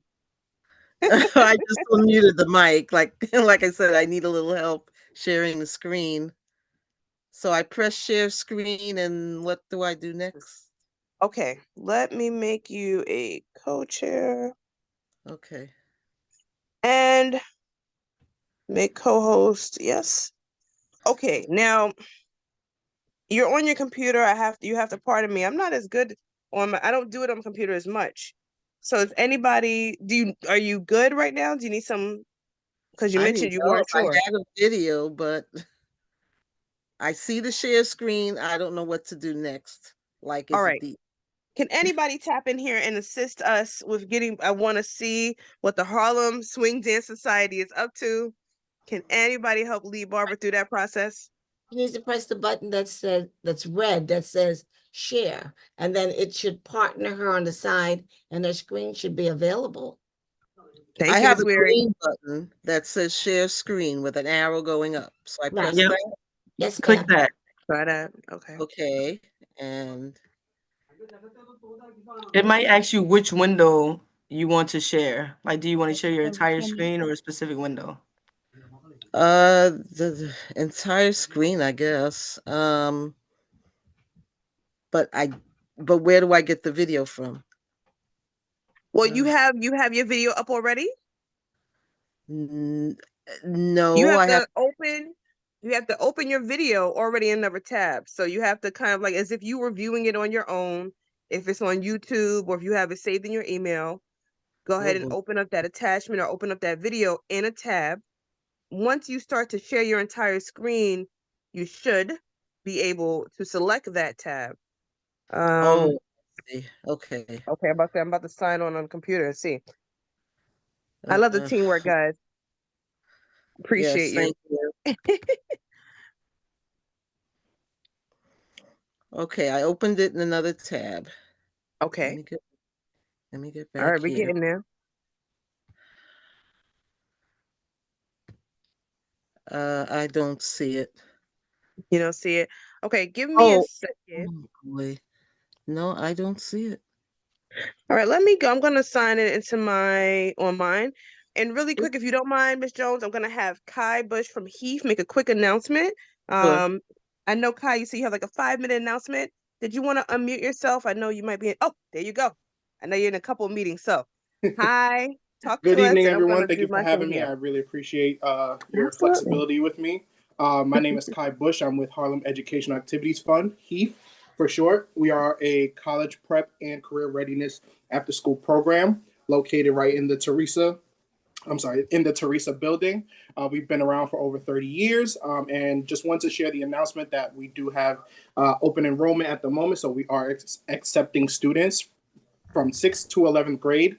And I would also like to share the announcement that we will be hosting our first annual Community Resource Fair and Family Day.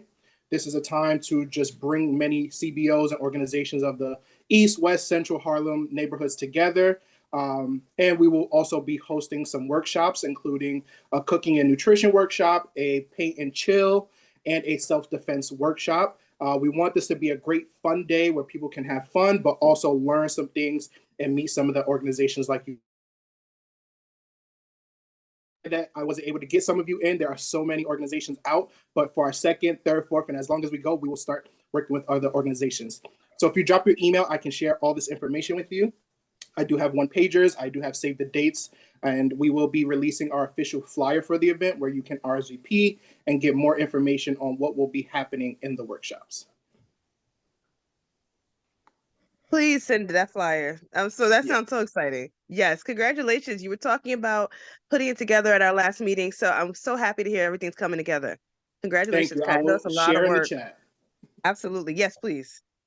And actually, Joe, please send us that flyer as well. I know you mentioned about the QR code, but is there a link that I can type in? Yep. I'll Okay. share with you right Yes. now. Please, yes.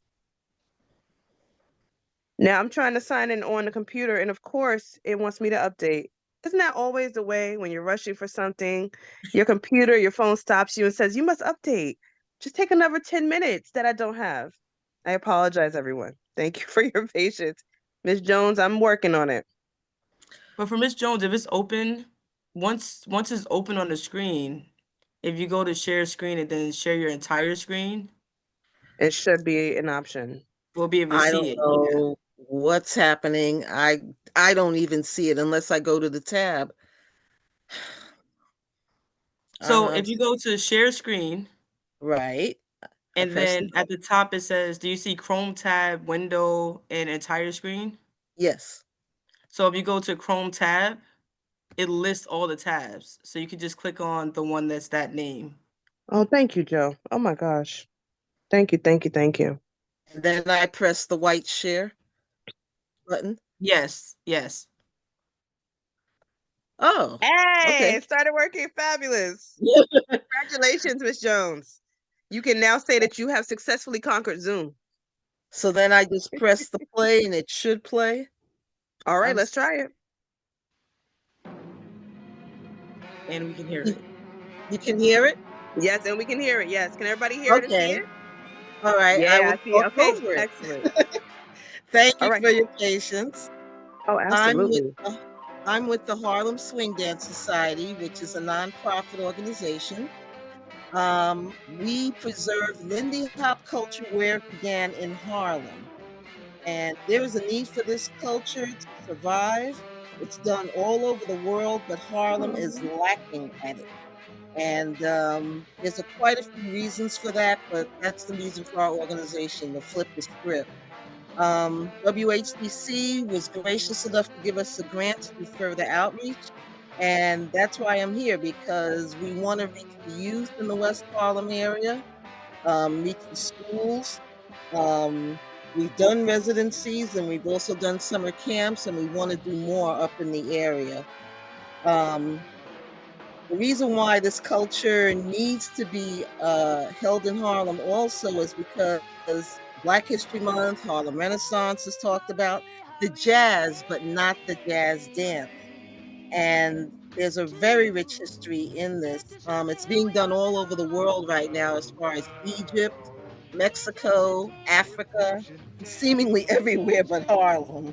Well, what we do is we offer the Lindy Hop experience. Within 45 minutes to an hour, we could do a mini lesson, a brief lecture, a Q&A, and also show rare film clips. We show the youth that it can be fun, and also that they can incorporate their own hip hop moves. In fact, hip hop comes from Lindy Hop. So they can incorporate new music or the old music and still have fun at it. We're DOE vendors.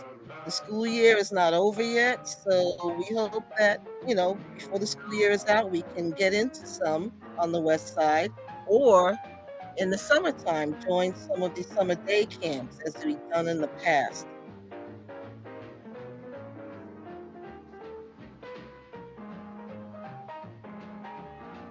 And I guess you recognize that area. That's the Sugar Hill Children Museum. And that's about it. Now, how do I stop sharing? Oh, okay, I see the button. That's cool. That's so cool. I wish you had more video. They look so good dancing. I saw my Yeah. old high school up there, Frederick Douglass Academy. I love it. That made me so happy. Okay. I'm Oh trying my to get goodness. You're not back yet? Let's see. okay, No. I should be back now. Okay. Okay, here I am. So Okay. that's the presentation. Like I said, we're trying to get more up in the West Harlem area. I will be in touch with RD definitely, but I need more of you. We also work with seniors, but mainly the youth. That's how a dance culture is carried on through the youth. Yes, yes, yes. So wait, Mhm. now are you still participating in those schools that you showed in the video? No, we've reached out to Okay. them and we've been encouraged to reach out to more. So, like Okay, we someone was need to saying, you get you in the email school. people and it doesn't come back. You don't hear Yeah, from. Katrina from the Harlem Junior Tennis was saying that. Question for you. What are the ages? I know I see high school, middle school as well. Yes, we can do preschool. It's all Oh, about the jazz steps that lead up to partnering. okay. That's awesome. All right, we will let's try to help you get on with that. That's actually, and my committee members know that's something I've been kicking around that I would like to have a forum, but not, we often have forums where you can sign up for yourself to join a program. I want this to be for educators, for principals, because they're not taking advantage of the orgs that we have and the community-based organizations that we have that want to be in their schools. And that includes charter schools, especially charter schools, because you get a lot of money, spend it on those kids. You don't have to have a bonus, you don't have to have a kickback, spend it on the children. So I want to get these organizations in these schools. RD, I see you have your hand up. Of course, feel free to unmute yourself and the floor is Yes, yours. Miss Jones, Yes. write these 161, Yes. which is off of Amsterdam, 194, which is on 135th Street. And if you want to talk to a high school, Mott Hall, which is on 135th and Edgecombe, they just redid their dance floor. Oh, that's Wow. So they awesome. have a dance studio that most people don't know about. So they got the funding for the dance studio, but then lost the funding for the teacher. Oh my God. Oh, So okay. I do know that if you send an email to 161 and 194, the principals, and tell them you spoke to me, Okay. they probably will bring you in sooner than later. Oh, that sounds great. As long as you have the budget, because the DOE has slashed their budgets 3 times this year. Yes, they Yes. have. Yes, they Yes, we have. got It's grant been thing. Okay, horrible. so So if you we're good. contact 194, that's Principal Spann, SPANN, and 190 and 161 is Principal Caceres, CACERES. Let them know that I referred you. They probably will get back to you before Tuesday. Okay. That's it. Span is at 197. No, Spann is Okay. 194. I may get it. I'm almost positive it's 194, but it might be 197 because there is a 197. But I think Spann is 194, which is on 135th Street. Okay. And Caceres is 161, which is off of Amsterdam. Who is We Mott should also, Hall? Mott Hall is Doug I was gonna say we can look it up. Doug. Gregorian, Oh, GEORGORIAN. okay. Thank you. Anytime. Okay. Thank you. All right. Yeah, I do have, I looked it up. All right, so maybe it's 197. Also, we should try Urban Academy for Performing Arts too. How many? Well, you know what? We'll get back to it.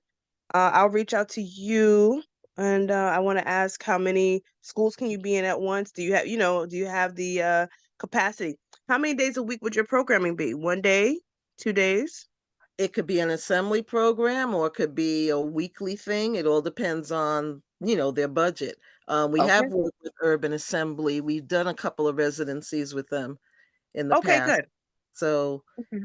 it's possible. Anything's possible. We got to work Yeah. together. I want to get these programs month after month. We have these meetings and these great programs. The most common concern we have is we want to get into more schools. We want to expand our program. How do we do that? So that's where we're trying to brainstorm. All right. Awesome. Thank you, RD, for your it really appreciate all your insight and your reference Appreciate you so much. And thank you everyone else on the call for presenting. Thank you Thank for your you. updates. Yes, absolutely. I love that. It was a great way to end the meeting with that swing dance. That was fantastic. Lindy Hop. That's the Oh original my name. gosh. Can you do any of that stuff? I can't do any of that stuff. You got to teach me. Yes, but on the ground, not in the air.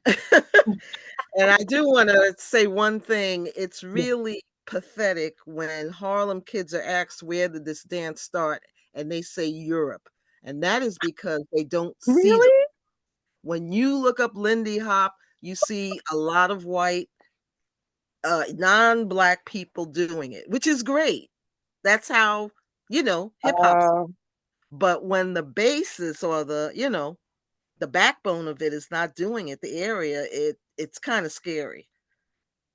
So I don't want to take up too much time. I know it's getting No, late. no, But, that's so disappointing. When I was there's a kid, potential.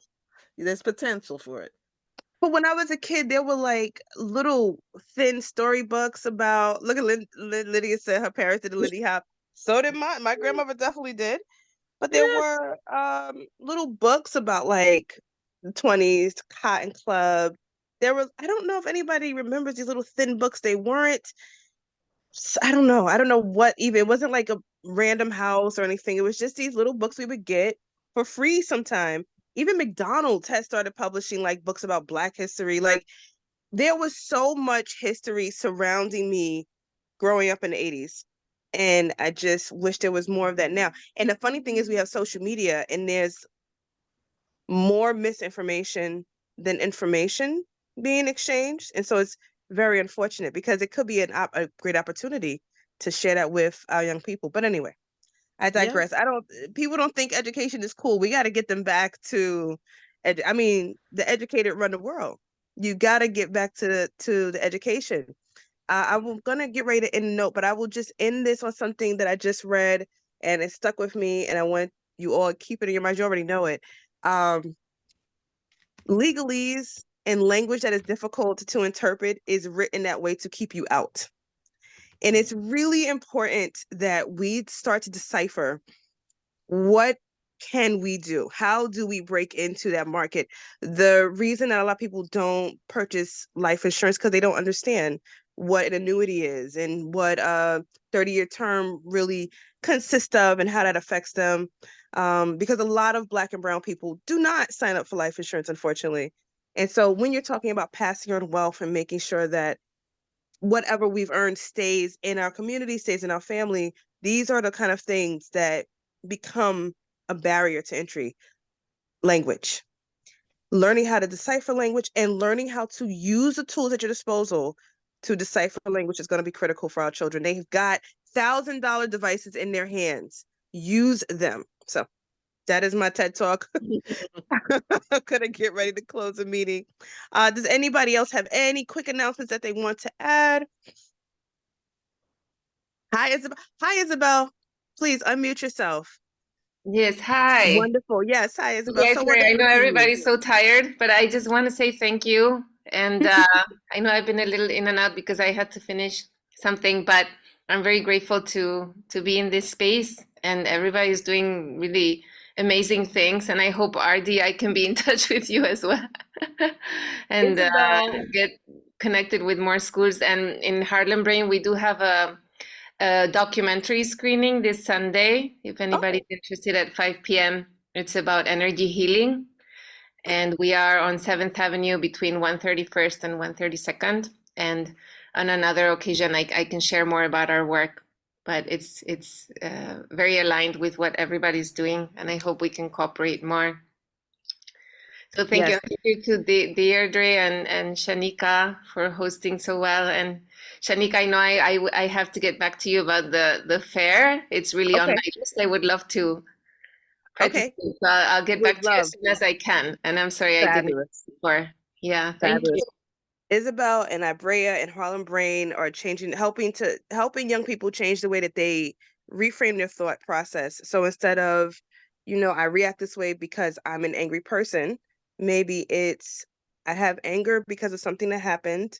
How do I deal with it, et cetera, et cetera.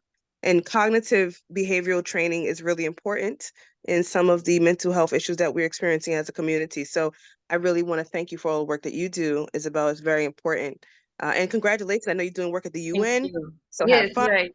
Yeah, we You'll had a be able to conference do it. today. I hope to also bring, some of you sometime maybe in the UN conferences and yeah, all I the would good love work in that. Harlem, they should know. Yes, yes, absolutely. Okay. All right, all. I'm gonna get ready to close the meeting. Deirdre had to step away. She had a quick emergency, but she wanted to say everyone good night and thank you. And again, oh, let me put my email in the chat, but everybody should know it. Oh, I emailed everybody here. You all know the email. It's mcb9yel@gmail.com. Yes. Email us if you have any questions. If you do not get a response, email us again. Do not be shy. Okay. I apologize in advance if that's an issue, but please feel free because realistically, we want to hear from all of you. The work you're doing is important. All right. Thank you so much and have a good night. Thank you. Good night, everyone. Good night, Thank you. everyone. Thank you. Good night, everyone. Good night. Good night, guys. Thank you.